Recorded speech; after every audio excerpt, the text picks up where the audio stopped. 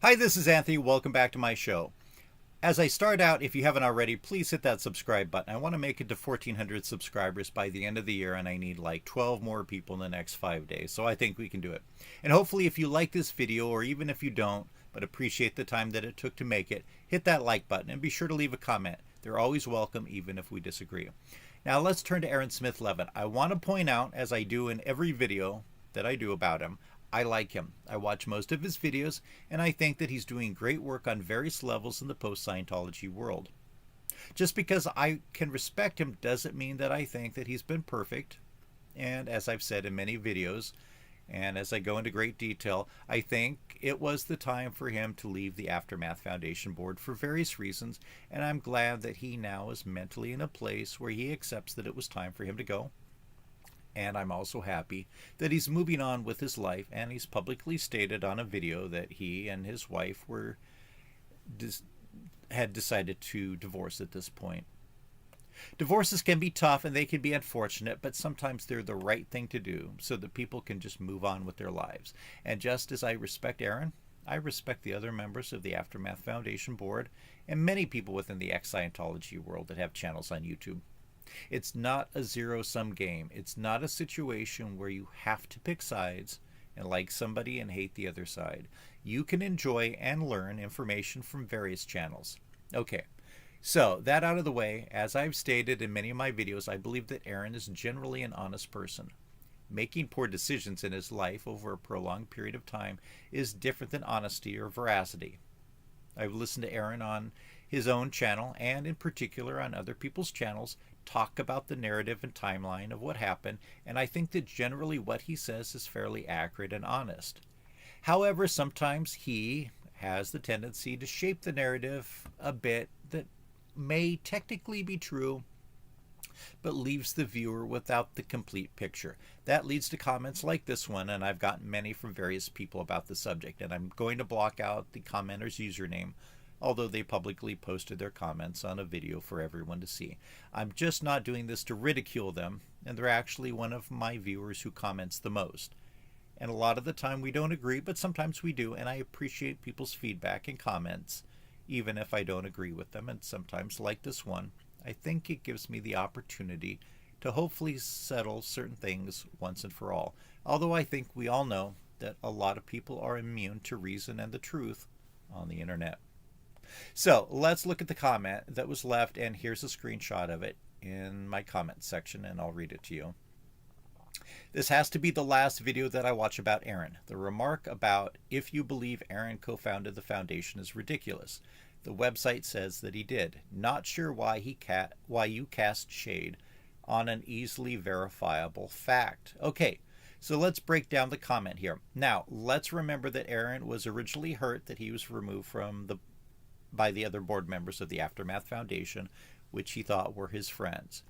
He stated that he had no problem with married couples being on the board, and that was never a problem.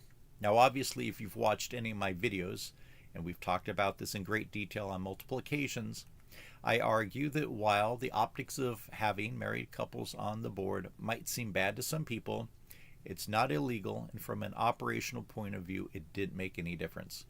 People try to use torturous mathematical logic and trying to argue that if there weren't married couples on the board, then Aaron would not have been removed.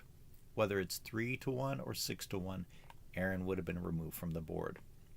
And the board members would have done it no matter what. They're not being pressured by their spouses to vote in a way contrary to the way that they would have voted otherwise.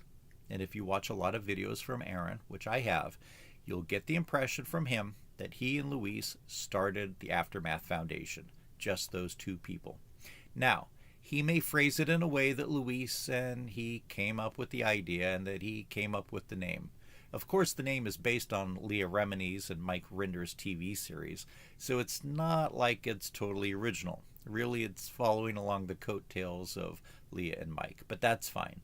In the video being referenced, I think that I was talking about board membership and having married couples on the board, and I pointed out that there were married couples on the board from the beginning. I stated that if you believe that Aaron and Luis were the only two co-founders, then it was one or both of them who came up with the idea of putting Mike Rinder and his wife on the board and putting Claire on the board, and then probably soon after that, Mark joined. The problem with the term co-founder is it can be a little confusing. When we think of co-something, we think of two.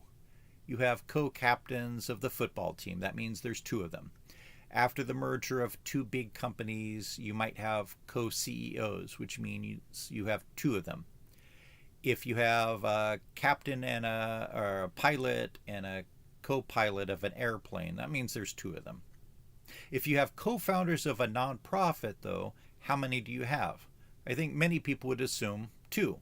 And if you look at the Aftermath Foundation website, if you're not thinking critically, if you don't have any actual experience organizing a nonprofit or operating one, then you're not necessarily going to understand the context of what people say, either verbally or in a video or written down on a website about co-founders. So let's look at some screenshots from the Aftermath Foundation website, which I took a few minutes ago on December 26, 2023.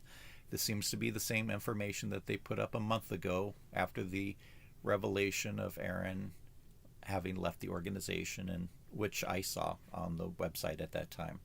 And it says that Luis Garcia was a co-founder, and it says that Aaron Smith-Levin was a co-founder of the Aftermath Foundation.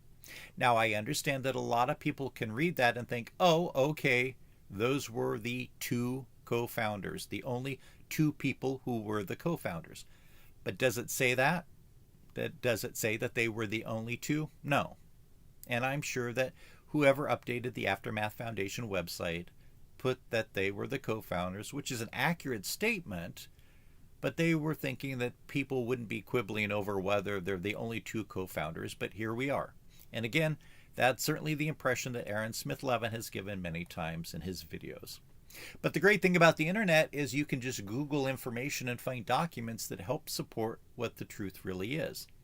So I was trying to find what hopefully would be a scan of an original paper document somewhere along the lines of an articles of incorporation or something like that, that was dated back in 2017 and perhaps had a timestamp from it being faxed in. I couldn't find anything like that, but I think that the following document that I found online, which definitely does seem to be legitimate and clear and is stated in 2017, and it shows us that the organization, that is the Aftermath Foundation, in fact had 5 co-founders: Luis Garcia, Aaron Smith-Levin, Mike Rinder and his wife Christy Colbrand, and Claire Headley. Now, I have no doubt that this is an original, or that this is the original information that was put in and hasn't been revised since then. And generally, organizations that are nonprofits will have at least 3 people listed as founding members. You're probably rarely going to have just 2 people listed. So I think that we can accept, based on this official document, that there were 5 co-founders.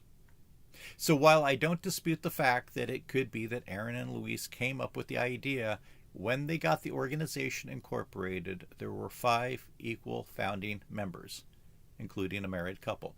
So obviously Aaron had no problem with that, and as he stated, that having married couples on the board was never an issue with him. So let's have this settled now. While I love to hear from my viewers and I love to hear relevant comments, I don't want to hear from people arguing things that are counter to actual facts. Don't listen to something that Aaron says where he's splitting hairs in a way that may factually be correct, but is greatly misleading.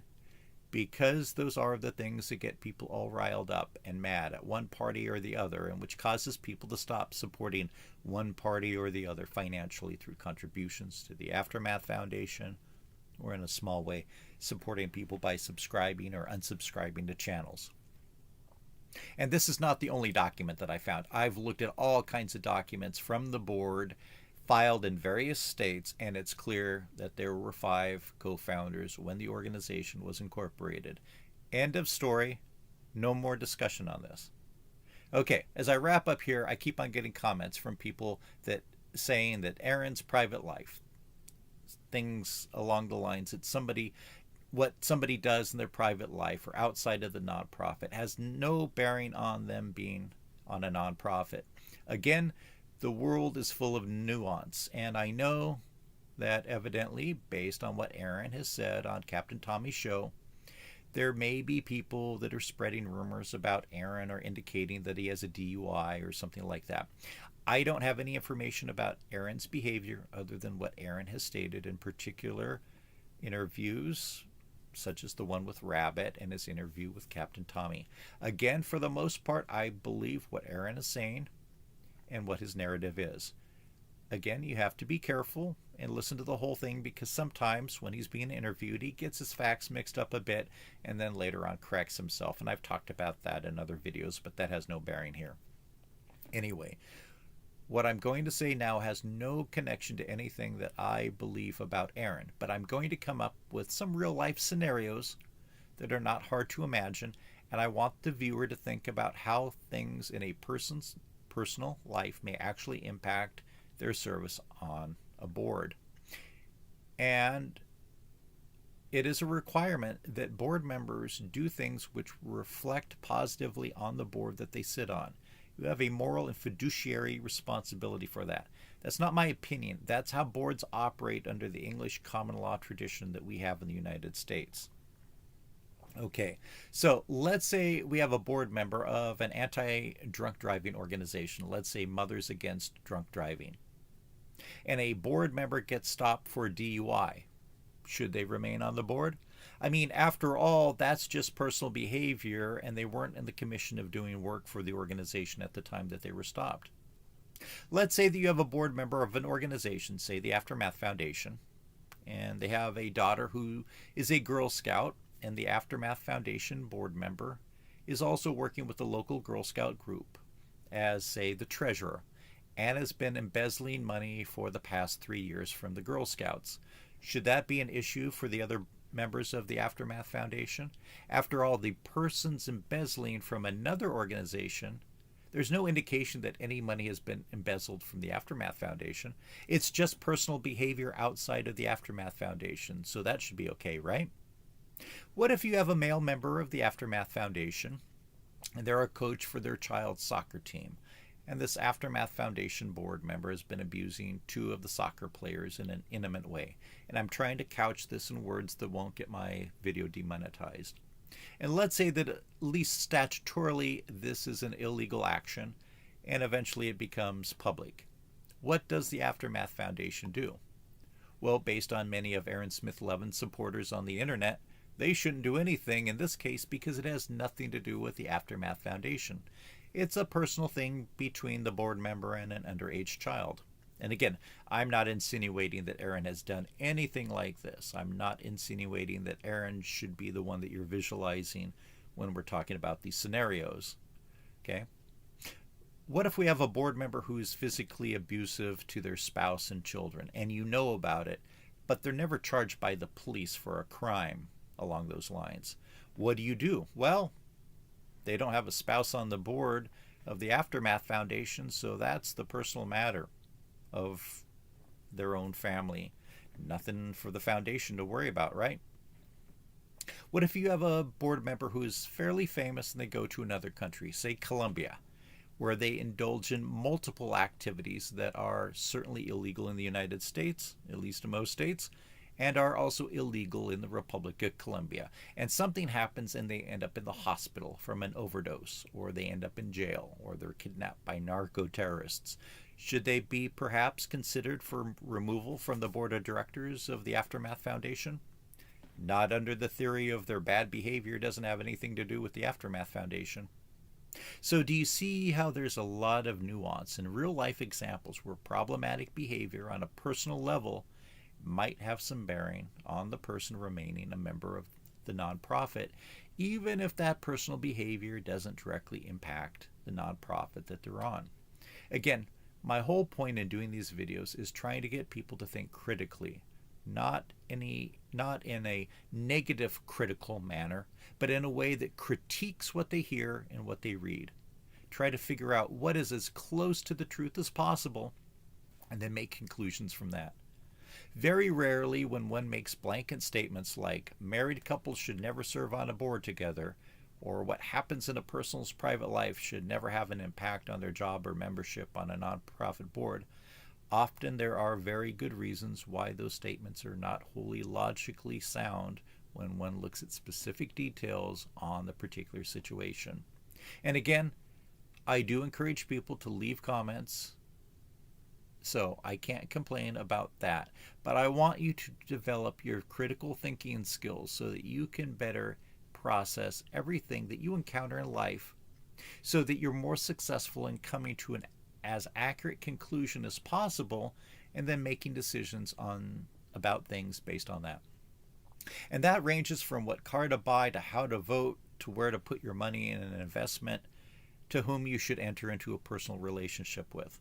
Life is often very complicated, and the better your critical thinking skills will be, the more likelihood that you'll have a more successful life. Okay, I want to end up here. It's the holiday season. I wish everybody happy holidays for whatever holidays you may choose to celebrate. Hit that subscribe button and the like button, and please do leave comments if you're so moved. Thank you so much, and we'll talk to you later.